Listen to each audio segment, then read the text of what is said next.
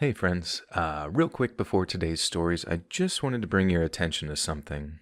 I recently had a channel synthetically replicating my voice via AI, creating narration content that actually got their channel over 1,000 subscribers. And the voice, honestly, was scarily accurate. But there is some good news, as for any up and coming and current narration channels. Google support referenced me to a privacy complaint form that you can submit, with them stating, if you found AI generated or other synthetic content that uses your voice or image, you can request remove it through their privacy request process. So it's kind of like a privacy complaint, which makes a lot of sense. And I'm thankful that it exists. And thankfully, after I submitted that and kind of threw a tantrum on Twitter, the person that was stealing my voice has since taken down their videos. But I just wanted to let you guys know that this process exists, and that is an option for anybody in case any content creators or just yourself are experiencing inappropriate use of your likeness on YouTube's platform via AI, and especially as AI continues to get exponentially better. It really is scary at times, but anyways, I'll leave that Google support form linked down below in the description so you can use that as appropriately needed. But yeah, on to today's stories.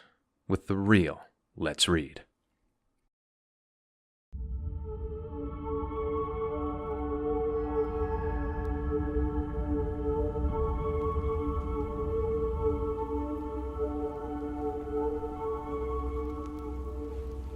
As all of you know, life can be a struggle sometimes. Making ends meet isn't always as easy as just getting a job. Several years back, I couldn't find a job. It was rejection after rejection. And at the time, nobody was really hiring, and the few places that were hiring were very ultra-competitive. I was barely making over minimum wage as a deli employee at a grocery store. I remember one night I was working online for ways to make extra money, and I ended up stumbling upon Craigslist. I'd heard of Craigslist, but never really explored it for myself. I found an ad on Craigslist for a freelance job where I would be what's called a secret shopper. For those of you who may not be familiar with what a secret shopper is, it's basically an anonymous customer who comes into a store and asks the employees a series of questions. The employee is then graded on certain criteria. For example, does the employee make eye contact, greet you, give a suggestion, offer to escort the customer, and give a parting comment, etc.? It seems simple, but a lot of companies, specifically the store I work for, will reprimand the employee for a bad secret shopper score and even fire the employee if they get more than one bad score. Since I had experience in a store and I know exactly what they're looking for, I thought that this would be an easy way to make some money on the side. The first store I visited was a local chain of grocery stores in my hometown. Oddly enough, it was the same company I worked for, but not the same store though. I started making my rounds and noticed a man, probably in his 20s, stocking the shelves. He looked at me and immediately put his head back down. He didn't greet me, so he got points off right away. I had to greet him and ask him where the canned tuna was. He never lifted his head from stocking the shelves and just sort of angrily said, "Aisle 2, halfway down." Again, this guy lost points for not making eye contact and offering to show me where it was located. Also, just for the record, I know how ridiculous all of this is, but these stupid companies take this junk so seriously. They don't care if you're waiting on another customer or what the excuse is. If you get a bad score, you're kind of screwed. I was trying to pause and give the guy a chance to redeem himself by telling me to have a good day, but he never did. And I eventually had to initiate the parting remark, and that's when he finally looked up and said, "Yeah, you too." And I finally saw his name tag, and wrote down on it was a name, Patrick. And I smiled and walked away, and I noticed that Patrick kept his eye on me. I felt his stare as I walked away, and I started to figure that he was on to me, that I was maybe a secret shopper. I was going to ask a few more employees questions, but I started to feel uncomfortable.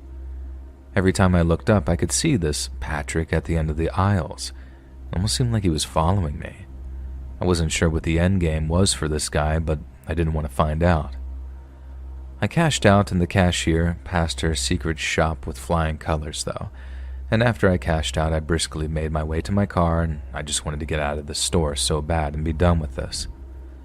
Once I was in the car, I started writing down the full report before I drove off. I just wanted to get all the information down while it was still fresh. But while I was writing, I looked up and saw my buddy from the aisle intensely walking through the parking lot, Patrick. I ducked down a little bit, but thankfully it didn't appear like he had noticed me. He just kept walking until he got to his car, which was a dark four-door sedan of some kind, and he sped off, and I waited a few minutes before I departed. I don't know why, but this guy just gave me the creeps, though.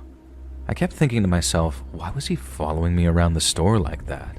If he really was, but it truly did feel like he was, and it just felt so weird.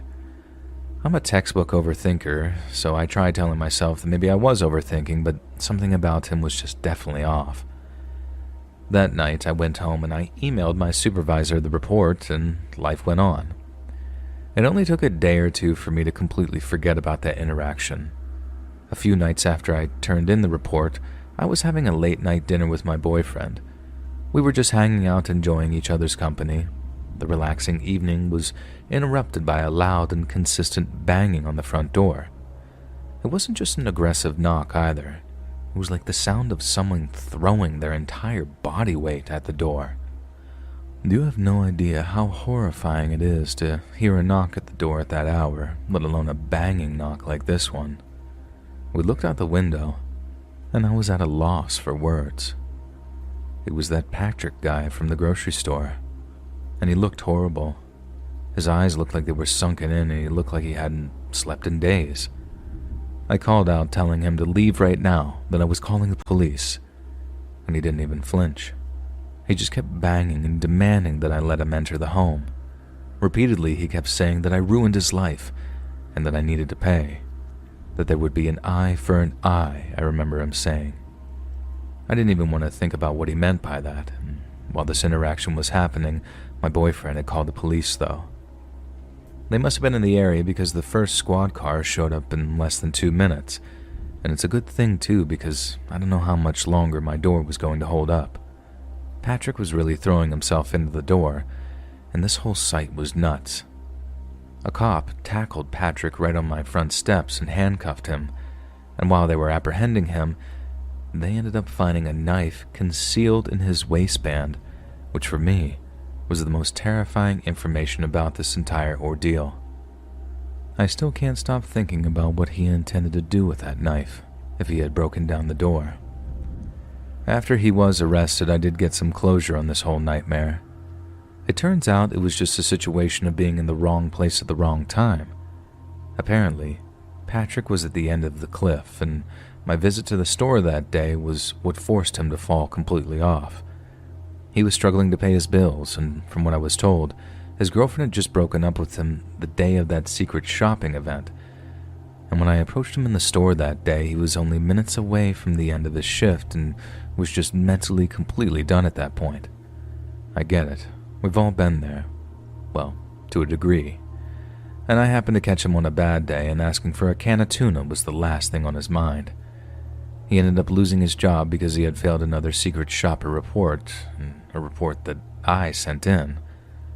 The part that I can't still figure out about this is I have no idea how he found out where I lived. I don't think he followed me that day after the store, but there's no other way that he would know where I lived. I stayed at my boyfriend's house after that night, and I rarely stayed at my old house alone. I don't know what happened to this guy, but I genuinely hope that he figured it out, and more importantly, I hope these stores get rid of the secret shopper program because it's just horrible.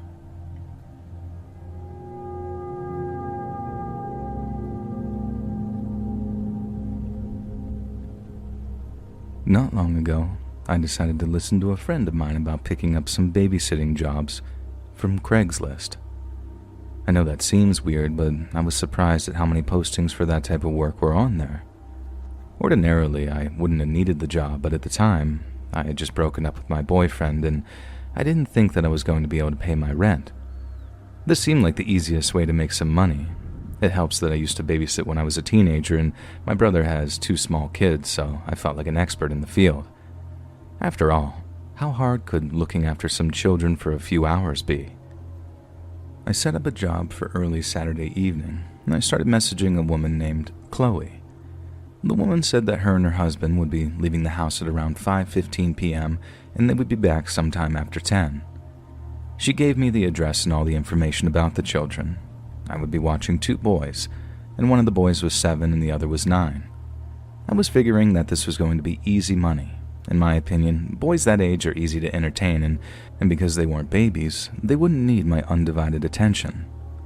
After I talked to the lady, I told my friend about the job, who was jealous of the money that I was about to make. She had been doing the Craigslist babysitting jobs for a few months now and had never come close to the money I was about to make, or at least told that I was about to make. On Saturday evening, I made my way to the address given to me by Chloe, and right away, I had some regrets. The house was in a very sketchy neighborhood. Not necessarily crime-ridden, but it was a poor and run-down area. When I knocked on the door, there was no answer. I waited for several minutes and attempted several more knocks on the door when, finally, a strange and very rough-looking man answered the door. He was tall and skinny with this massive gray beard. I would say that he was at least in his 50s, unless he just looked rough for his age. And in this very low and gruff voice, he said, "Come on in, sweetheart. Sorry I didn't hear the knocks. My ears ain't what they used to be." I walked inside, and the first thing I noticed was how not child-friendly the house was. A lot of trash and just general clutter was lying about, and I was just standing in the front of the door, and the man then says, "My wife should be back any minute with the kids. Go and sit down and make yourself at home. Sorry, I know the place ain't the cleanest." I was trying not to be judgmental. I know it sounds like I should be running for the hills, but I didn't want to unfairly judge this guy or his family. And the man pointed down the hall and told me that the living room was in the back of the house. I made my way back there and sat on this bluish couch. The amount of anxiety I felt at this moment was absolutely crushing, though. I saw no pictures of children, no toys, and no indication whatsoever that children even lived there. While I was waiting on the couch, I could hear the man walking back and forth in the other room, and I think he was mumbling to himself. Every few minutes he would begin to shout, "Hey, sorry about this, ma'am. My wife can be forgetful with the time. I promise she'll be back soon." A few minutes later, he ran into the room scratching his head. With this big smile, he said, "You know what? I'm an idiot. I bet my wife came inside with the kids through the basement entrance. She's probably waiting for you down there. Nobody uses the front door that you came in, and the basement's right over there. Why don't you go check it out, and I'll meet you all down there in a minute." He stood there like some scarecrow, pointing to a door on the far side of the room. I didn't know what to do and just nodded and told him I would go check, and truthfully, I had enough at this point, though. He smiled and in this very unsettling voice says, "Well, that's great. I'll see you in a second, sweetie." And then he walked back into the front door. I opened the door to the basement out of curiosity, and it was obvious that nobody was down there. The lights were off, and the smell was just horrific when it hit my nose. There was no chance I was going to go down there. And while staring into the dark basement, I heard that he was still bumping around in the front room, and without thinking, I ran as fast as I could toward the front door that I came from. Once I hit it, the door was locked. I quickly unlocked it and ran for my car. As I opened the car door, I could hear him yelling from inside the house, but I didn't look back. I started backing down the driveway, and I could see him running out of the house, waving his hands back and forth. And thankfully, by the time he reached the driveway, I was already flying down the road. I almost didn't call the police because technically I was physically fine and maybe even overreacting. But after calling my friend, she convinced me to call the authorities just in case. After the phone call, I had no idea what had happened. The dispatcher on the phone told me that they would take it from here and that was the end of it, at least on my end. Maybe there was a wife and kids. Maybe this was just a poor family that I just very unfairly judged.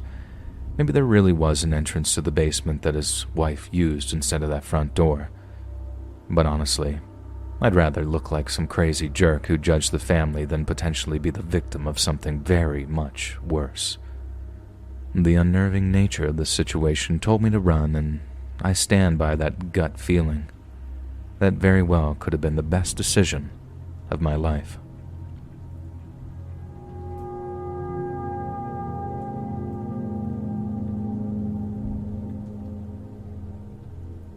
I'm sure we've all made some stupid mistakes when we were in high school.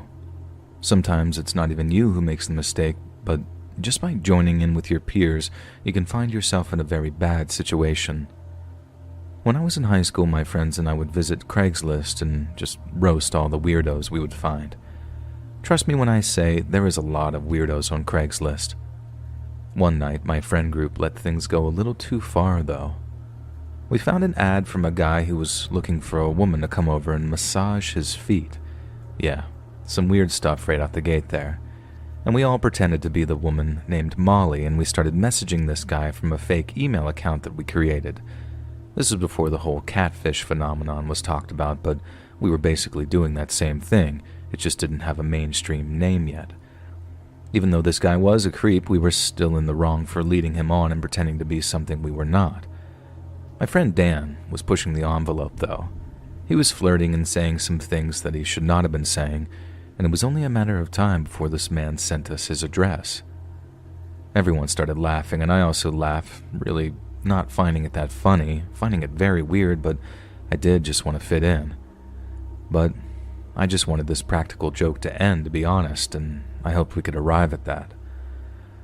Dan wasn't ready to let the joke end just yet. He wanted to visit the creep's house and actually try and get a glimpse of the man.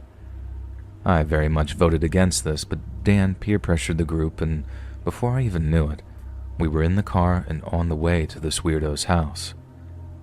The car ride was mostly quiet, other than Dan trying to get us fired up for the occasion. It took us about 15 minutes to get to the neighborhood of the man looking for his foot therapy, as he put it. And it was a pretty rough part of town, I remember. Definitely the area you don't want to be wandering around in after dark. It was clear that everyone was now regretting this decision except for Dan. We all thought that we were just going to drive by the house and then head back, but he had other plans. We stopped in front of the house, and while we were stopped, Dan opened the door and started making his way to that guy's front door. And we all started freaking out, trying to get him to come back into the car.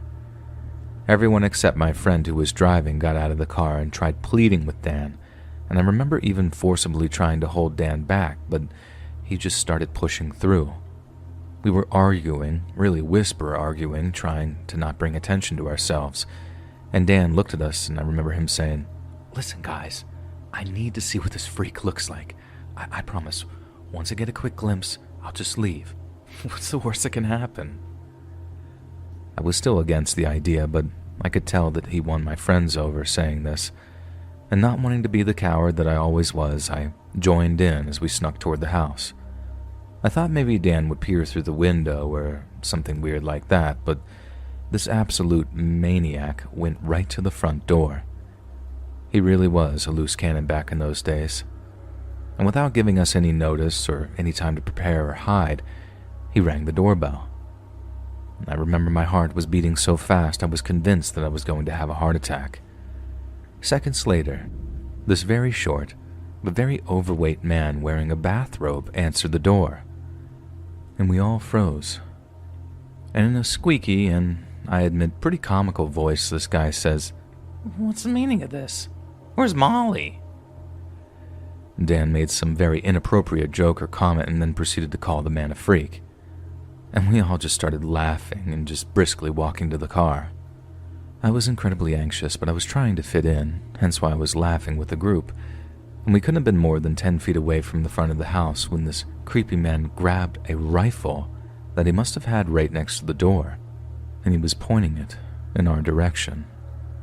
His face was all red and he looked like he was shaking, and at that moment, we were all freaking out. Finally, Dan realized that we may have crossed a line there, obviously. The creepy man did say something, but through all the paranoia, None of us could hear what he said.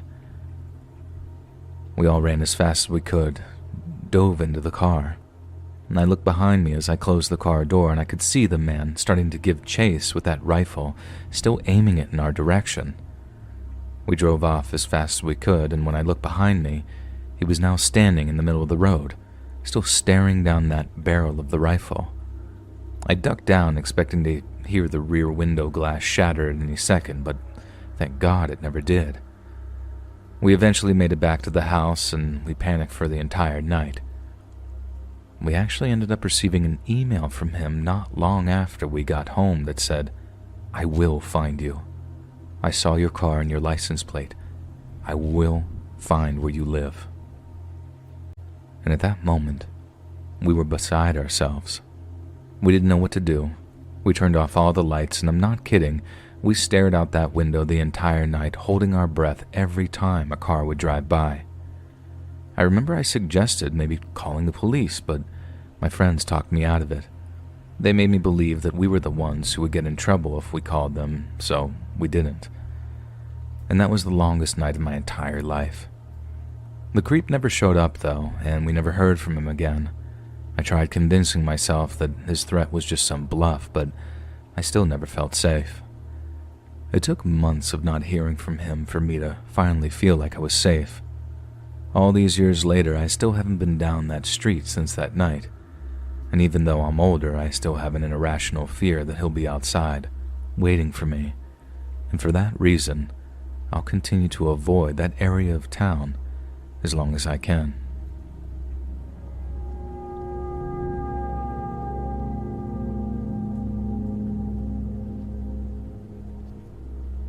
I want to acknowledge right from the start that I realize how dangerous a place like Craigslist can truly be. Even though there are tons of genuine and legitimate postings, I understand that it's still a hotbed of dangerous and horrible humans.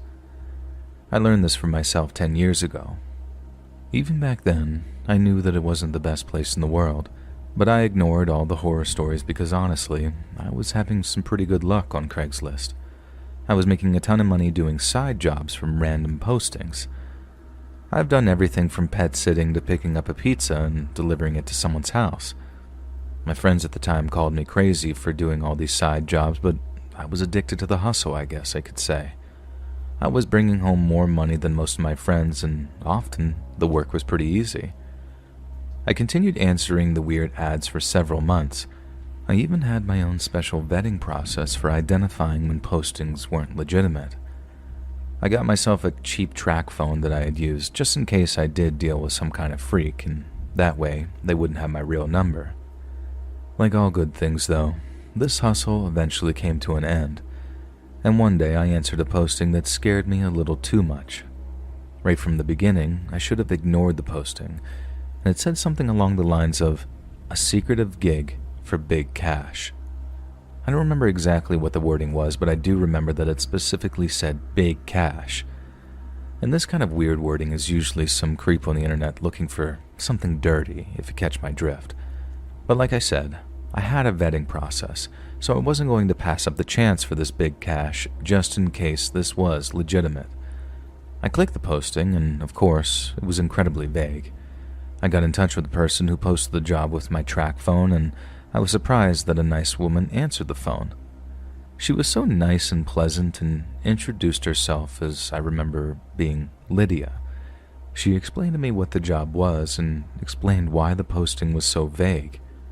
She made the posting for her elderly grandfather, and he wanted to maintain his privacy.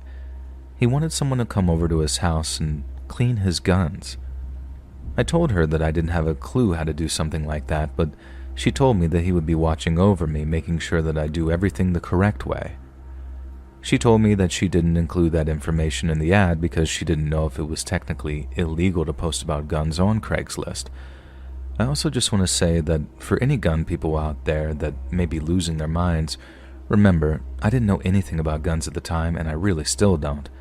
I didn't know if you needed any sort of training to clean a gun, and I just assumed since the owner would be there, I'd be fine.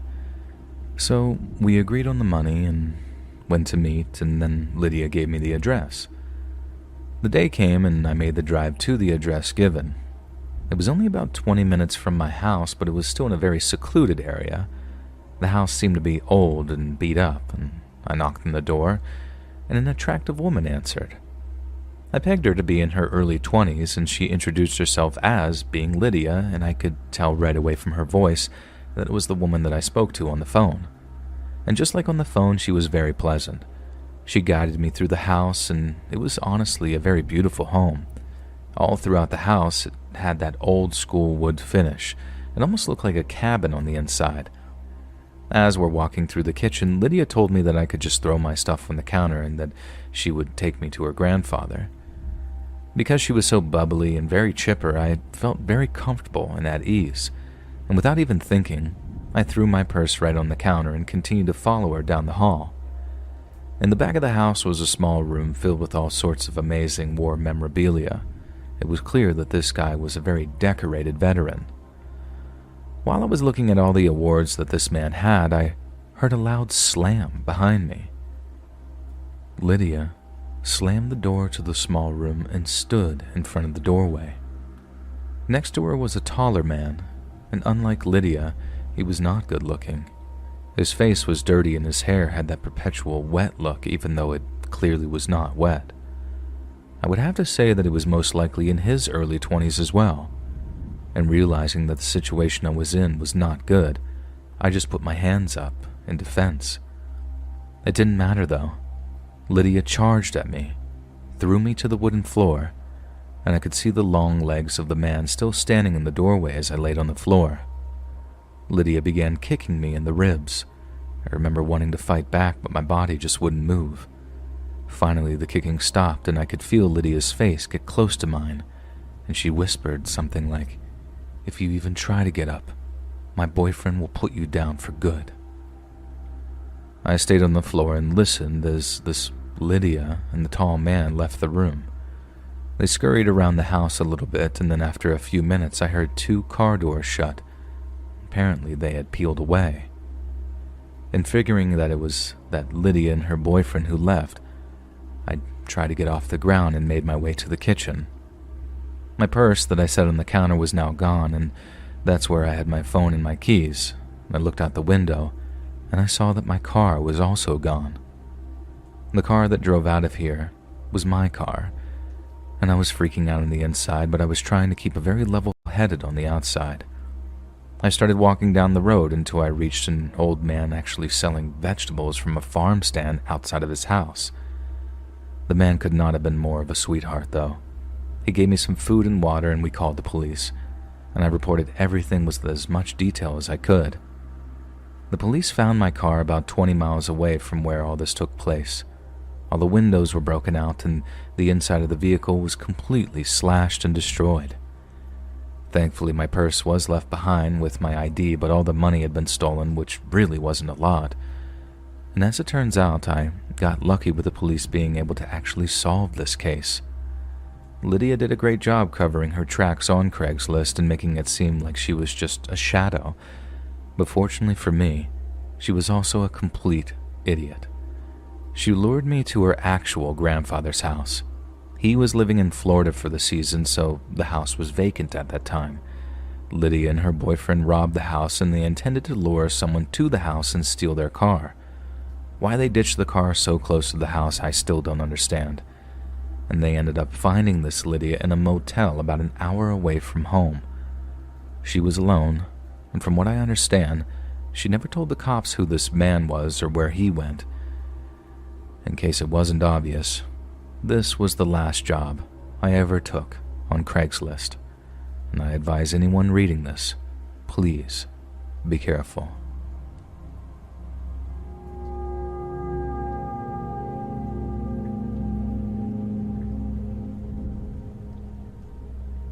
I used to be that guy that would do anything just for a buck.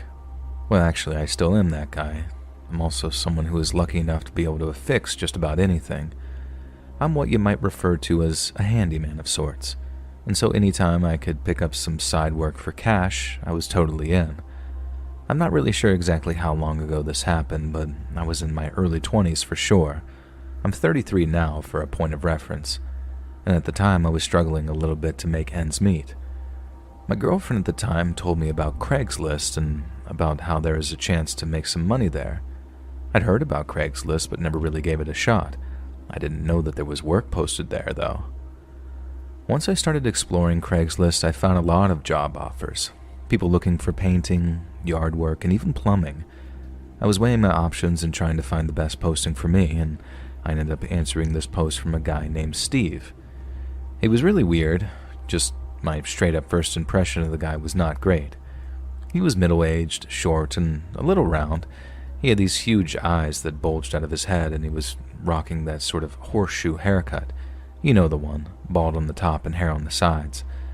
But weird appearances aside, he was going to pay me some pretty good money to basically build him a little room in his basement. Specifically, he wanted to finish a small chunk of his basement and make it a sort of man cave. We set up times where I could go and work for several hours at a time, and he would pay me after each session. The house itself was weird. It was a big house in a nice neighborhood, but the inside of the house was kind of gross and basically empty. It looked like a frat house, even though the guy was middle-aged, and in the basement, Steve had already bought a ton of supplies. Everything I needed for the job and then some, and he explained in detail exactly how he wanted everything. This guy had intricate blueprints and everything, and I made sure that I constantly checked with him before I did any more work, just because I wanted to make sure that we were always on the same page. Other than being weird, Steve wasn't a bad guy. We talked about the project a little bit, and then he disappeared, and I wouldn't see him again until I left. After the first session, I started bringing my brother with me from time to time. The job was more ambitious than I had intended. Whenever my brother came with me, Steve would never come into the basement. I'd only see him when I was alone. For the next few weeks, we worked on the basement whenever we could find the time. We thought it was weird that Steve only wanted to finish a small portion of the basement and not the whole room. He clearly had more than enough supplies, so it just seemed weird to want to renovate a small little room.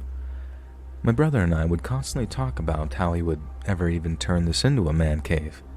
It was going to be so small that you would barely be able to fit a love seat in the room.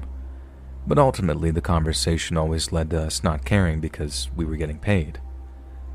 One late afternoon while we were there, I was finishing putting up a door for the small room, and I was proud of the little room that I had built, and the door was nearing the finishing touches.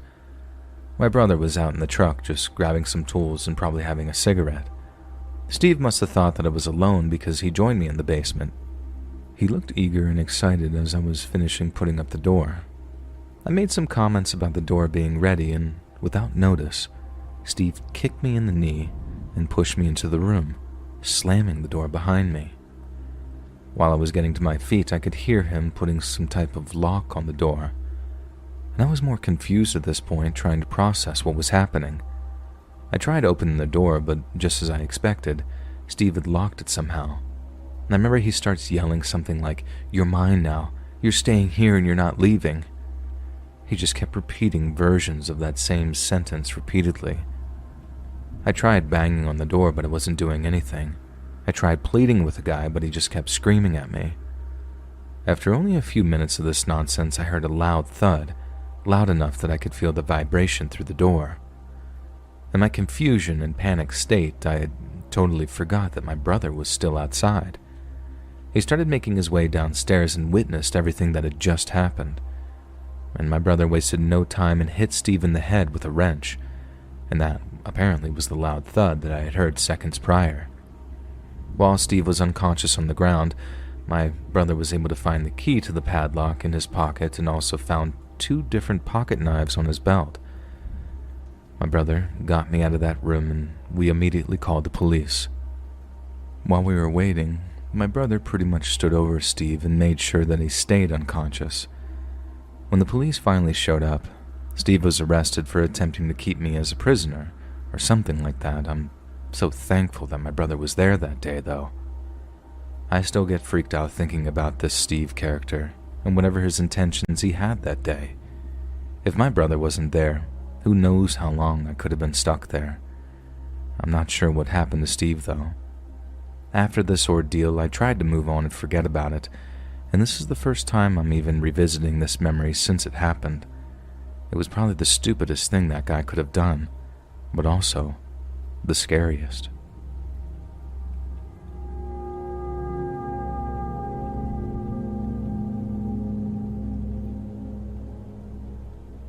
Back in the mid-2010s, I had some pretty good luck doing odd jobs on Craigslist. They were mostly landscaping jobs that paid decently most of the time, and my full-time gig allowed me a lot of free time, so this was a great way for me to make some side money and also be outside. On a Monday, I answered an ad for a landscaping job on a Friday. I started communicating with a woman, and we eventually exchanged numbers, and the way she was texting seemed almost flirtatious. Her name was Tracy, and after she told me about the job, she continued texting me, asking very probing questions like, "How big are your muscles? I hope you're able to lift all this mulch." And she would accompany all these messages with some smiling emojis. At the time, being a single guy in my early 20s, I loved the attention. I have to say I'm not the best at picking up the signs though, but I felt like it was obvious at this point that she was flirting with me. I started to roll the dice more with my messages back, and I tried to see how far I could take the conversation without going over the line. It was becoming clear to me that there was no line though. We texted that entire night and continued texting throughout the entire week. It was crazy, I admit that, but the weirdness of the situation was kinda hot for me. But in the middle of the week, the flirting evolved into something much more personal. She started sending me pictures of her posing in the kitchen and doing that duck face. I don't even know if girls still do that, but back then, all the girls did the duck face. We started sharing details about herself, and she told me that she was divorced and now single. She said that she was 37 years old, and I loved the idea of talking to an older woman, just as she admitted that she loved talking to a younger guy.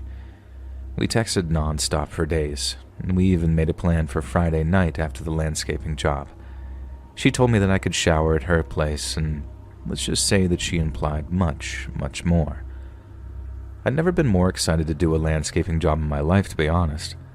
On Friday morning, the day of the job, she texted me and said that she would be at work when I got there, but everything I would need was in the backyard in the shed. After that text, I never got another message from her for the entire day, which was kind of weird. And I'm not kidding when I tell you that I messaged this girl all day, every day since Monday, so not hearing from her was kind of strange. I messaged her a few times just to see how she was doing and see if we were still hanging out after the job, but like I said, no answer. All day long, I couldn't shake the thought that I had been catfished all week. Some creep was probably messaging me pretending to be a woman. And by 4 p.m, I was just about done with the job, and since I hadn't heard from Tracy, I had given up hope that she was even a real person. Not 5 minutes later, I felt a jolt of excitement as I saw a green sedan pull into the driveway, and I couldn't believe my eyes. It was Tracy, the same woman from all the pictures on my phone. I smiled, but she didn't even look at me and just parked and walked inside the house. I started walking to the house, and then this big white truck pulled in behind Tracy's car. The driver got out aggressively and stormed into the house. He was a huge man, like very muscular huge, and he looked almost like a professional wrestler, or even like a pro football player. He was bald, but he had that sort of clean bald look. I had no idea what was happening, but no matter what, I had to go inside so I could get paid for all this work. The front door was open, and only the screen door was shut. I sort of shouted through the screen that I was finished with the work and that I was coming inside to meet Tracy for the payment. I entered the screen, and as I walked a few feet into the house, the large man moved in behind me, standing in front of the screen door. Tracy emerged from the room in front of me, and in a very hysterical voice, she shouted, "That's the guy, babe. That's the creep from Craigslist who won't stop texting me." This giant man started stepping to me and cussing me out for hitting on his wife. I immediately went into self-defense mode and shouted, "Whoa, man, she told me she was single. I got the messages to prove it." The guy paused for a second, looking at me, and I could hear Tracy shouting "liar" behind me. And while she was screaming, the man started to get hot, and he started screaming at her. And before I knew it, I was in the middle of an argument that I didn't want to be in. Tracy continued to call me a liar among many other things, and at the same time was yelling at the large man. Tracy's husband effortlessly pushed me out of the way and aggressively made his way towards her. When he was just inches away, she pulled out from behind her back one of those sort of meat tenderizers, I think it was. It was almost like a spiked mallet thing that some people might have in their kitchen, and she strikes him in the head. And it must have been a pretty good shot because he fell over instantly. He tried to get up, but couldn't get up off his knees. He just stood there, clutching his head in pain. I kept shouting, asking if he was okay, but he wasn't saying anything. I was so confused. And I looked up, and now Tracy started running at me with that mallet in her hand. And without thinking, I just kick at her towards her ankle or something and causing her to fall on her face. And while both these freaking psychos are on the ground, I ran out of the house. And once I drove off, I called the police, telling them everything that had happened. And from what I know, they did arrest Tracy that evening, but I don't think the husband